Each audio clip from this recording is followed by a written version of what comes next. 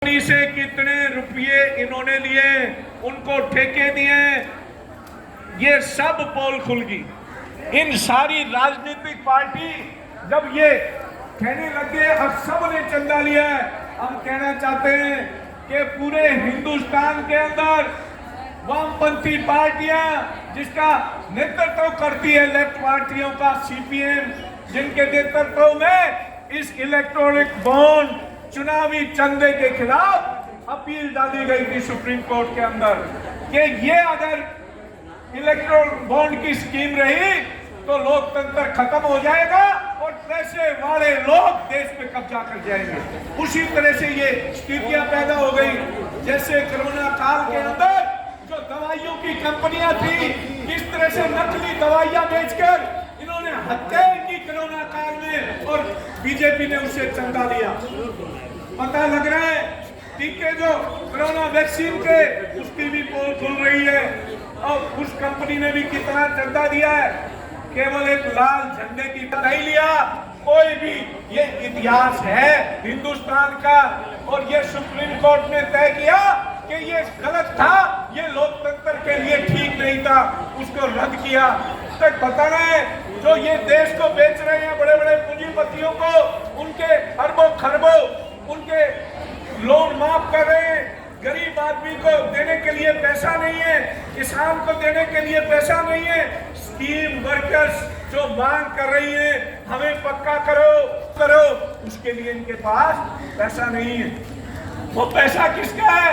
वो टैक्स का पैसा ये चोरी करके खा रहे हैं, वो आपका हमारा पैसा है। हमने दिया वो पैसा। जो भी चीज आप प्रयोग करते हो सुबह से शाम तक, खाने का, ओढ़ने का, पहनने का, जो भी उस सब के टैक्स लग के, हमारे टैक्स से ही ये देश चलता है और उस टैक्स के पैसे की चोरी ये मोदी सरकार कर रही है, बड़े बड़े घोटाले कर रही है। अब वास्तव में जो 2014 में और 2019 में जो मोदी चल रहा था, आज देश में हवा बदल रही है। आज वो तानाशाह घबराया हुआ है, वो इतने निचले स्तर तक आ गया कि सत्ता की प्राप्ति के लिए वो औरतों के मंगलसूत्र तक की बात करने लगे। इससे ढीठ और निर्लज व्यक्ति स्पष्ट दिखाई दे रहा है जनता के अंदर। अब हिंदू मुस्लिम ये मुद्दे नहीं चलेंगे। महंगाई, बेरोजगारी, ये जो मुद्दे हैं महत्वपूर्ण मुद्दे, रोजगार का संकट है, इन सभी मुद्दों को लेकर हमें जनता के बीच जाना पड़ेगा।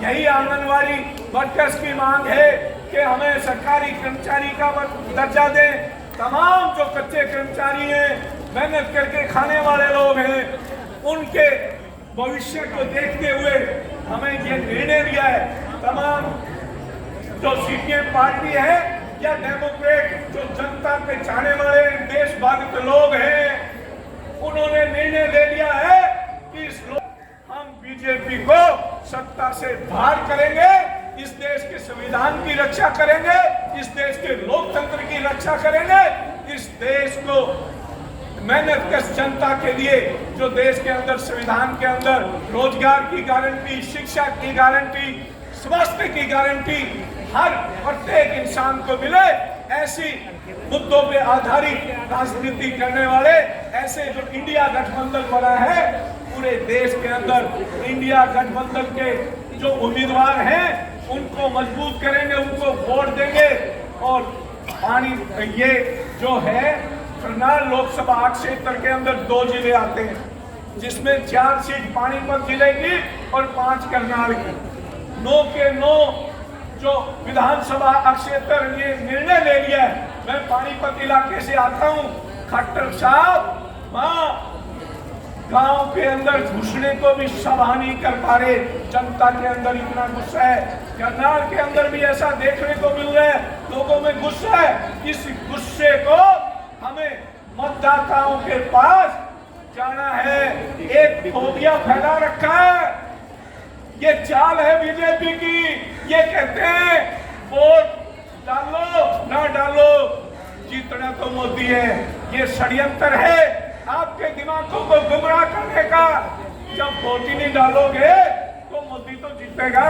इसलिए मोदी के खिलाफ, बीजेपी के खिलाफ हमें वोट डालना है, जनता तक जाना है। दूर हो, इसलिए आपसे दूर हो, इन्हें बाहर कर, यही है कि आप इन्हें बाहर कर। जन तक अपने बेनिफिशरी के लिए केवल ये समझ के मत जाए कि ये हमारी केवल स्कीम को बचाने की लड़ाई है। ये हमें देश के भविष्य की, लोकतंत्र की, संविधान की बचाने की लड़ाई है। हम इस संघर्ष को, इस लड़ाई का 5 साल में करोड़ का सवाल है। 5 साल झंडे खाकर नारे लगाते रहे। इन्होंने हमारे लाठियों से जिस तरह से पिटाई की, थानों में डाले, जिस तरह से तशद्दुद की, उसका बदला चुन के लेना है। मैं दोबारा फिर सीपीआईएम पार्टी की तरफ से आप मेहनतकश जनता, हमारी जो स्कीम वर्कर्स है, करते हुए ये विपक्षी पार्टियों से इंडिया गठबंधन के जो भी उम्मीदवार हैं उसको अपना मत देंगे और जनता के बीच जाएंगे। जय संघर्ष, जय का धन्यवाद। धन्यवाद सुनील दत्ता। और अब हमारे बीच में साथी जैन चौहान जी हैं, CI2 से महासचिव, वो आएंगे और अपनी बातचीत